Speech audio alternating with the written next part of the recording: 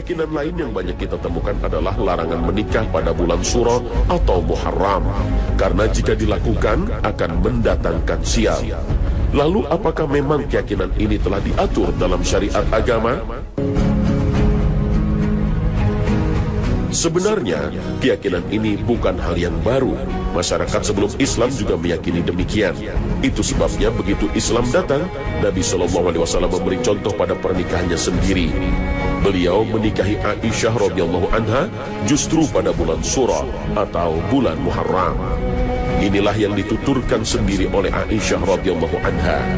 Rasulullah SAW menikahiku pada bulan Syawal dan berkumpul denganku pada bulan Syawal. Maka siapa di antara istri-istri beliau yang lebih beruntung dariku? Hadis riwayat Muslim, At-Tirmizi, An-Nasa'i, dan Ahmad. Dari sini kita bisa memahami bahwa keyakinan-keyakinan soal pernikahan itu lebih tampak sebagai mitos daripada faktanya. Nabi SAW begitu memperhatikan persoalan ini dan selalu mengingatkan umatnya agar tidak terjebak meyakini mitos. Rasul SAW sangat mengkhawatirkan perilaku dan keyakinan terhadap mitos atau pamali, baik yang berhubungan dengan peristiwa, binatang, tempat, dan waktu. Rasul SAW bersabda, siapa yang mengurungkan niatnya untuk melakukan sesuatu yang sudah ia niatkan karena khawatir akan pertanda sial, maka ia telah berbuat syirik. Hadis riwayat Ahmad. Maka sebagai antisipasi dan solusinya, Rasulullah mengajarkan sebuah doa untuk memantapkan hati dalam bertawakal kepada Allah Subhanahu wa ta'ala. Ya Allah, tiada kebaikan kecuali kebaikan-Mu, dan tiada kesialan kecuali yang Engkau timpakan, dan tidak ada Tuhan kecuali Engkau.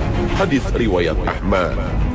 Namun begitu bukan berarti mitos-mitos yang berkembang di masyarakat itu selalu salah, tapi juga tidak selalu benar.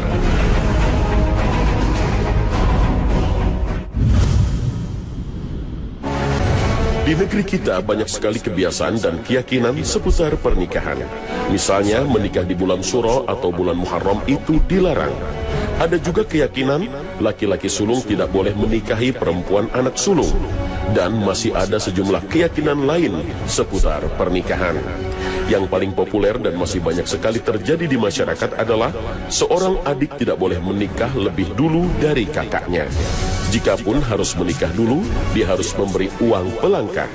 Karena jika hal ini dilakukan, diyakini sang kakak akan sulit mendapatkan jodoh. Pertanyaannya adalah, apakah yang demikian ini memang diatur dalam syariat agama? Dalam syariat agama pada dasarnya tidak dikenal pelangkah. Melangkahi kakak yang lebih tua dalam menikah tidak ada aturan dasar yang melarangnya.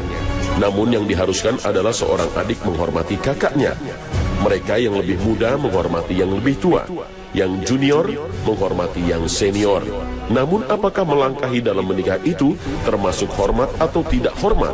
Semua dikembalikan kepada kebiasaan dan budaya masyarakat setempat. Kalau sudah demikian, maka hal itu termasuk dalam kaidah hukum syariat. Al-adah muhakkamah. Artinya, sebuah adat di suatu tempat bisa bernilai hukum. Sebagian lapisan masyarakat kita memang masih ada yang memandang bahwa menikah dengan melangkahi kakak sendiri sebagai suatu bentuk ketidaksopanan, sehingga yang dilangkahi itu secara tidak sadar akan merasa sakit hati, direndahkan, bahkan merasa dilecehkan. Apalagi yang dilangkahi kakak perempuan. Untuk beberapa kalangan khususnya di negeri kita memang bisa bikin perkara. Entah siapa yang memulai dahulu, pandangan sebagian masyarakat di negeri ini agak minor terhadap seorang wanita lajang yang sudah lewat usia 30 tahun ke atas dan belum juga menikah. Sementara adik-adiknya malah menikah duluan sambil melangkahinya. Harus diakui keadaan ini seringkali menjadi sebuah masalah tersendiri. Ada kesan seolah-olah wanita itu tidak laku. Bahkan ada yang menjuluki sebagai perawan tua. Padahal boleh jadi di belahan bumi lain hal seperti ini biasa saja, sama sekali bukan masalah.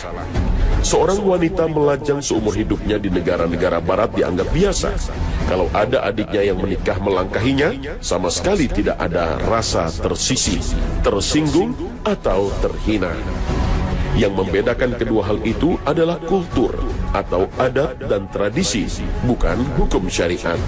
Dalam hal ini boleh dibilang hukum syariat mengikuti kultur atau adat.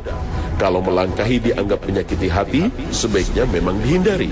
Meskipun pada dasarnya tidak dosa dan tidak haram. Setidaknya perlu dibuat suasana yang baik agar kakak yang merasa dilangkahi itu tidak merasa rendah diri atau tersinggung. Jika demikian, apa yang harus dilakukan? Dalam hal ini kita bisa mengukur bagaimana status aturan ini dan bagaimana syariat agama mengaturnya. Pertama, Islam menganjurkan dan memotivasi kaum muslimin agar segera menikah.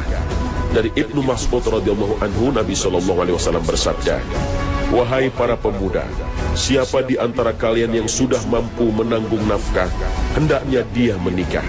Karena menikah akan lebih menundukkan pandangan dan menjaga kemaluan. Sementara siapa yang tidak mampu, hendaknya dia berpuasa. Karena itu bisa menjadi tameng syahwat baginya." Hadis riwayat Bukhari dan Muslim. Islam juga menganjurkan agar kaum muslimin saling bekerja sama untuk mewujudkan pernikahan. Ketika ada di antara mereka yang belum menikah, yang lain dianjurkan untuk membantunya agar bisa segera menikah. Allah berfirman, "Nikahkanlah orang yang bujangan di antara kalian, serta orang baik dari budak kalian yang laki-laki maupun perempuan. Jika mereka miskin, Allah akan memberikan kecukupan kepada mereka dengan karunia-Nya. Allah Maha Luas dan Maha Mengetahui." Al-Quran Surah An-Nur ayat 32. Pemirsa Khazanah, selain masalah pelangkah, masih banyak mitos lain seputar pernikahan. Misalnya larangan menikah antara orang Sunda dengan orang Jawa. Padahal dalam syariat agama tidak ada ketentuan perjodohan semacam itu. Karena berdasarkan keterangan Al-Quran surat Al-Hujurat ayat 13, manusia itu di mata Allah sama, tidak ada perbedaan, apalagi perbedaan suku. Allah hanya memandang perbedaan pada urusan ketakwaan saja. Akan tetapi yang diatur dalam syariat soal perjodohan ini adalah kesetaraan, atau yang disebut oleh para ulama dengan istilah kafa'ah. Artinya, seorang laki-laki hendaknya menikahi wanita yang kufuf atau setara status sosialnya. Hal ini berdasarkan firman Allah Subhanahu wa Ta'ala, "Wanita-wanita yang keji untuk laki-laki yang keji, dan laki-laki yang keji untuk wanita-wanita yang keji pula. Wanita-wanita yang baik untuk laki-laki yang baik, dan laki-laki yang baik untuk wanita-wanita yang baik pula." Al-Quran Surah An-Nur ayat 26. Akan tetapi, apakah hanya setara statusnya saja?